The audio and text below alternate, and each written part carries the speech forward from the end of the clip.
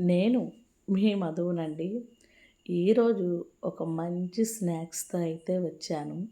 ఎక్కువ మసాలాలు లేకుండా ఇంట్లో పిల్లలకి, పెద్దలకి ఈవినింగ్ స్నాక్స్‌గా తయారు చేసే విధంగా ప్రతి ఒక్కరు చేసుకునే విధంగా స్పైసీ ఎగ్ బాక్సెస్ అయితే తెచ్చానండి.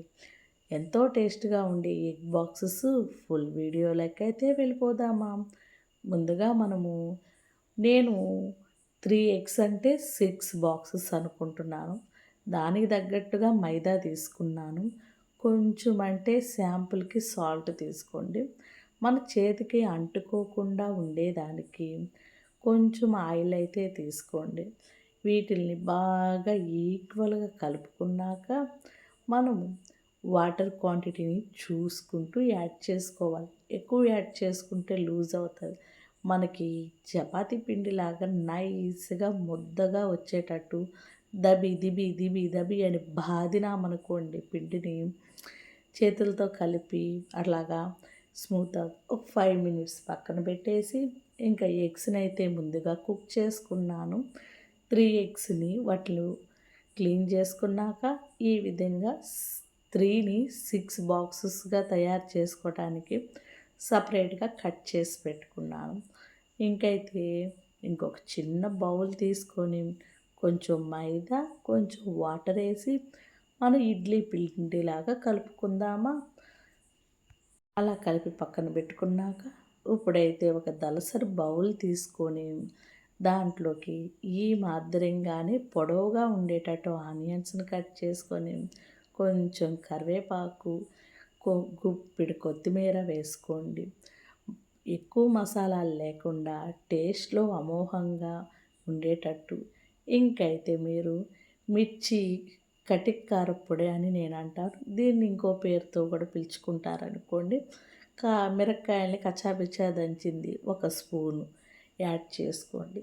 మీ టేస్ట్ ఇంట్లో ఏమన్నా సోయా సాస్ ఉంటే ఒక చిన్న కప్పు అంటే స్మాల్ దాని మూత ఉంటుంది కదా! అంత మూతకి యాడ్ చేసుకోండి. మీరు తినేదానికి సరిపోయేంతగా సాల్ట్ యాడ్ చేసుకోండి. ఇవేనండి మన మెయిన్ ఐటమ్స్. ఇవి ఉంటే సరిపోతుంది.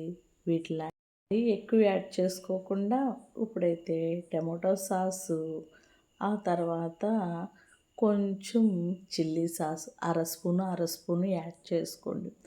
వీటిలన్నిటిని ఈక్వల్‌గా మిక్స్ చేయండి స్పూన్‌తో. గరాబిరా గిరాబిరా అని కిందకి పైకి పైకి కిందకి. ఎందుకంటే అన్నీ ఫ్రెష్ ఐటమ్స్ కాబట్టి కుక్ అవ్వలేదు కాబట్టి పట్టుకునే ఛాన్సెస్ చాలా తక్కువ. అందుకోసంగా ఈక్వల్‌గా అన్నిటిని కలుపుకున్నాక ఈ దశకొచ్చేంత వరకు కలపండి. అన్నిట్లికి మన సోయా సాస్ వేయటం వల్ల ఈక్వల్‌గా పట్టేసిద్ది కదా!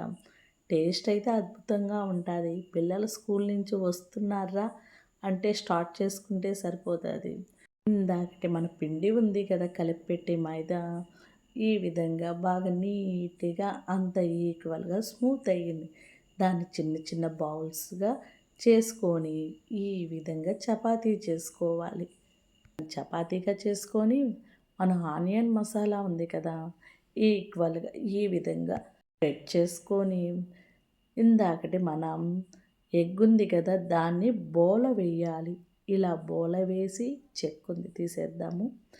ఆ చెక్క తీసేసినాక బోల వేసిన తర్వాత ఇలాగా మనం బాక్స్ ఆకారం వచ్చేటట్టుగా మనం ఈ ఎగ్ మసాలాని ఫోల్డ్ చేసుకుంటూ మైదా ఉంది కదా ఇందాక కలిపింది మనకి ఎక్కడ అవసరమో అక్కడ దాన్ని అంటించుకుంటూ ఈ విధంగా బాక్స్గా వెంటనే మనకి ఈ ప్రాసెస్ అంతా అయిపోతూ ఉండాలి. పక్కన పెట్టామంటే కింద అంటుకోబోతుంది. ఇప్పుడు స్టవ్ ఆన్ చేసుకొని ఒక దలసరి కడాయి తీసుకొని లోతుపాటుగా ఉండేటట్టు ఆయిల్ హీట్ అయినాక ఇలా వన్ బై వన్ తర్వాత మనకి ఎక్కడ ఫ్రై అయిందో అర్థమవుతుందంటే ఇది ఏమీ వేగకుండా సైలెంట్గా ఉంటుంది. ఆ దశలో ఉన్నప్పుడు తీసేసుకోండి. ఎక్కువసేపు ఉంచినారంటే లోపల సోయా సాస్ ఉంది కదా! అది మనకి వాటరు పేలుతుంది ఆయిల్లో. అందుకోసంగా మనకి వేగిందిరా అనిపించినప్పుడు తీసుకుంటూ ఉండండి.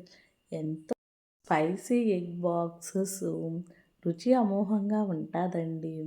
నిమిషాల్లో తయారు చేసుకొని మన ఇంటిల్లపాదికి పెట్టుకోవచ్చు. ఇలాంటి పెద్ద పెద్దవి కాకుండా స్నాక్స్ ఐటమ్స్ చిన్న చిన్నవి మీ ముందరికి తీసుకురావటానికి 99% మీకు సక్సెస్ అవుతుంది. ఇంకా మిగతా ఏమి మసాలాలు అవి యాడ్ చేసుకోబాకండి. ఎక్కువ మసాలాలు యాడ్ చేసుకోవటం వల్ల మన హెల్తే పాడవుతుంది. ఉన్న పదార్థాలతో సింపుల్గా ఈ మాదిరిగా చిన్న చిన్న స్నాక్స్ ఐటమ్స్తో ఎప్పటికప్పటికి మీ ముందరుంటాను. ఏమన్నా మిస్టేక్స్ ఉంటే చెప్పండి, నేను కవర్ చేసుకుంటాను. అప్పటికప్పుడు చేసుకొని వేడి వేడిగా వడ్డించుకొని తింటూ ఉంటే మీకు ఇష్టం ఉంటే పైన టమాటో సాస్ని అప్లై చేసుకొని తినండి. టేస్ట్ అయితే అమోఘంగా ఉంటుంది. మళ్ళీ మంచి వీడియోతో ఎప్పటికప్పుడు మీ ముందరుండే మీ మధు. బాయ్.